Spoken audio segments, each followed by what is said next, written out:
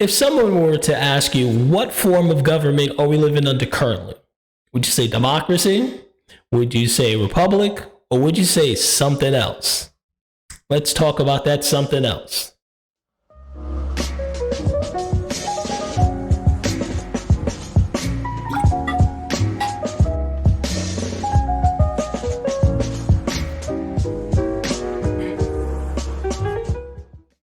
Hello everyone, this is Keith. Welcome to the Ghetto Sapien channel, your home of inner city intelligence.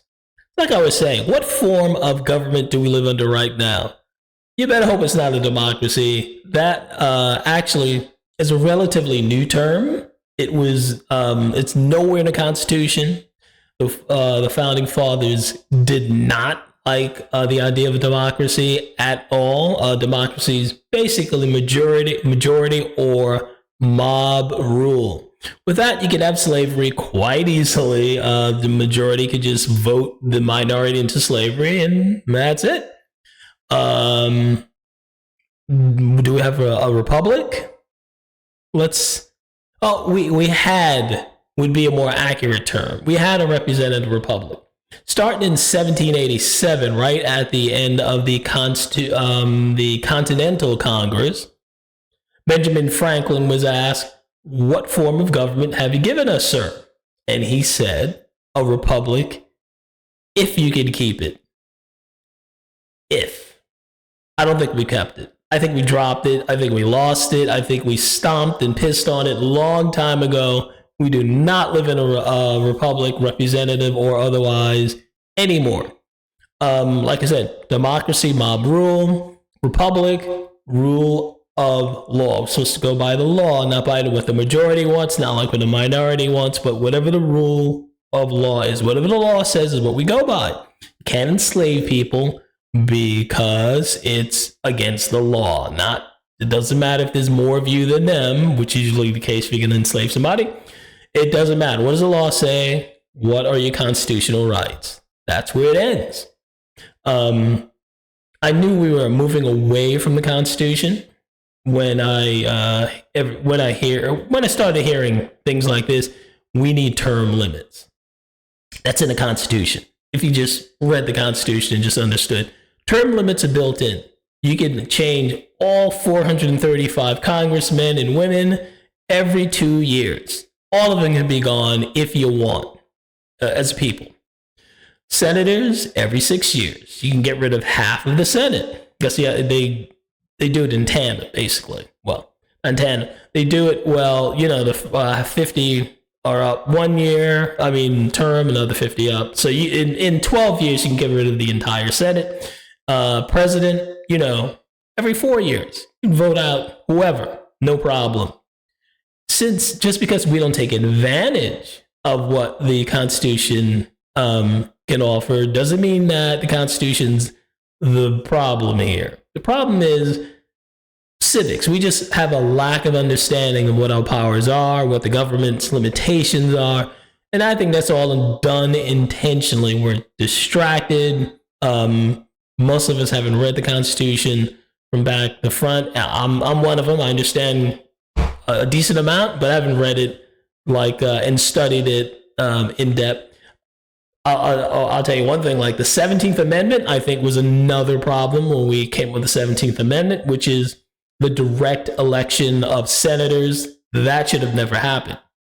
Originally, what would happen, you'd vote on your congressman, they'd go to DC or whatever wherever the center of government was at the time, and they'd represent the people of the state or your district, your district within your state. The role of the senator was to represent the interest of the state. House was the interest of the people. The Senate, interest of the state. And I'll just tell you, here's the difference real quick, because you'd wonder why. What's the big deal? What's the difference? Say a bill comes up that says, we're going to give everyone free Medicare and Medicaid in your state. It's going to cost $1 bazillion, but whatever the people want it. Your congressman would probably vote on it because they don't care about the money. They answer to the people. Your senator would go, yeah, that's going to bust our state. We can't afford it. So the senator would vote no. Because the senator is not answerable to the people, because how senators used to be elected was the your state congressmen and senators within your state legislature. They would vote almost like in a parliamentary kind of situation, and they would vote on a senator, and they'd send two senators up to represent the state. Since the people didn't vote directly on the senator wasn't as answerable to the whims of the people. Again, they had to look out for the state. If you didn't have the 17th Amendment, where you had someone looking out at the interests of the state, you probably wouldn't have these $1 trillion deficits right now, because someone would have to say, nah, we can't spend that much money, man. That's crazy. So that's one of the problems of some of the amendments in the Constitution. But people need to know these things and appreciate them. But we are beyond the Constitution now. No one really in government really strictly follows it at all. What we live in, and the Constitution right now, it's inadequate for the corruption in our current government. Congress, you have a completely corrupt FBI, just terribly. You have a corrupt DOJ, and you have a corrupt president. When you have that plus a corrupt media, the Constitution ain't worth squat. They'll do whatever they want. Congress, all they can do is they can investigate, they can do oversight, they can impeach, and they can use the power of the purse, which is their ultimate power. They need to use the power of the purse. That is how they can exercise some checks and balances on the executive branch. But they're not willing to do that. What else can you do? But the Constitution, when it was written, gave each side tools to keep the will in check. It just, you need the will, and the will is not there. So without that, you don't have a representative republic. But what do you have now? New word of the day. What we have is anarcho-tyranny. This is back in 1992. I'm going to give you a quick description and a read from this article. Just keep in mind, it's 1992 now. And you're going to be like, holy crap. Anyway, anarcho-tyranny is basically laws to punish the innocent. And I know it may not sound like it's making much sense, but it does. If you can't enforce laws against criminals, enforce them against the innocent. That's the motto and hallmark of the system of government I have previously called anarcho-tyranny. The system that the United States enjoys, regardless of who sits in the White House under which party label. So it doesn't matter. This is in 1992. We had anarcho-tyranny. I'll go even further back and explain how we had it even longer ago than 1992. But the writer of that article came up with that term because he was referring to what was happening between Virginia and New York. Virginia, back then, it's a red state. They had they respected the Second Amendment rights of its citizens, so people are able to buy guns pretty easily. New York, as it is now, very strict on Second Amendment rights, so it's very hard to get a gun. So the people who legally were able to buy guns in New York, in Virginia, would buy them, and they would go to New York and sell them. So the way they fixed it, again, remember, anarcho-tyranny, the whole thing is laws to punish the innocent.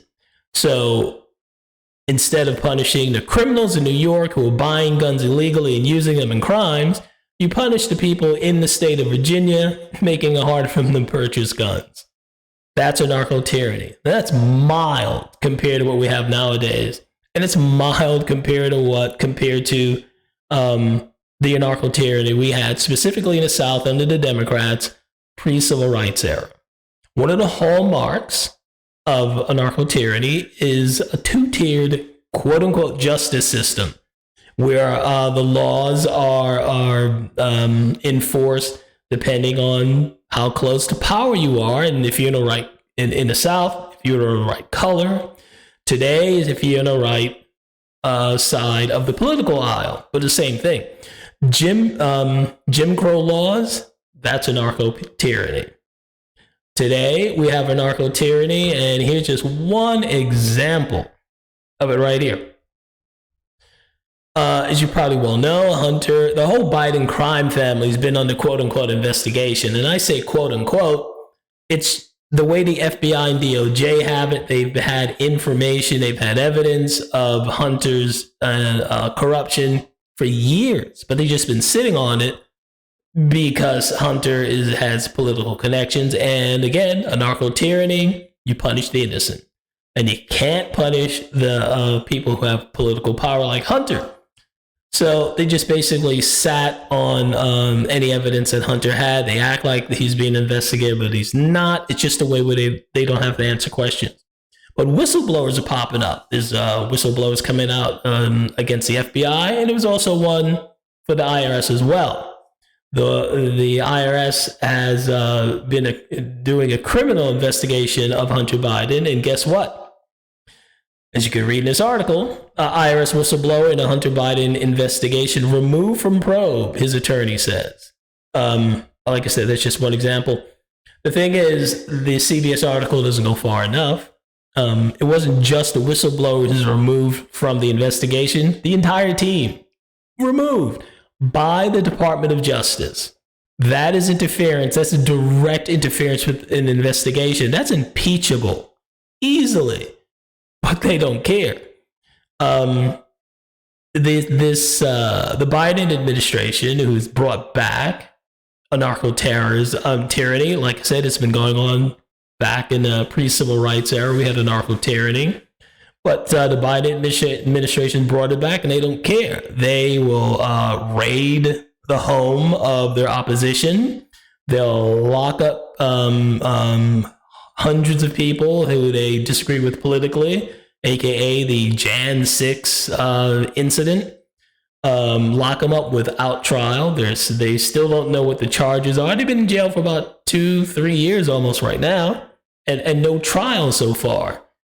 In the meantime, Antifa gets to do whatever it wants to do. Very few arrests, and Proud Boys indicted for sedition. But so that's what's going on. It's very hard to deny the fact that there's a two-tier justice system going on right now. And again, that is a classic property of a narco-tyranny. So that's what we got. Don't have a democracy, thank God. Don't have a representative republic, that's sad. But we have a narco-tyranny. So here's the thing, though. That's usually not a good sign that we're headed in the right direction. I think anarcho-tyranny is usually the last throes of a civilization that's just gone to crap. The government is at the point right now, they're not even trying to hide the corruption. They're just in your face with it, just like, what are you going to do? And you can't quite blame them. They own the media. Again, they own they are in cahoots with big tech, social media. They can hide a lot of their stuff, or at least not face criticism for it. They have the intelligence agencies behind them. They got the world behind them, but don't know how long that's going to last. This is usually a sign, like I said, the end of a civilization. The thing is, I don't think the people who are running things, who are behind a narco-tyranny, I don't think they're very wise. I think they're forgetting the fact that the default of humanity is not some bright, shining civilization, where everyone just gets along. It's not. Most of our history is pretty savage and brutal, and it's the stronger that wins.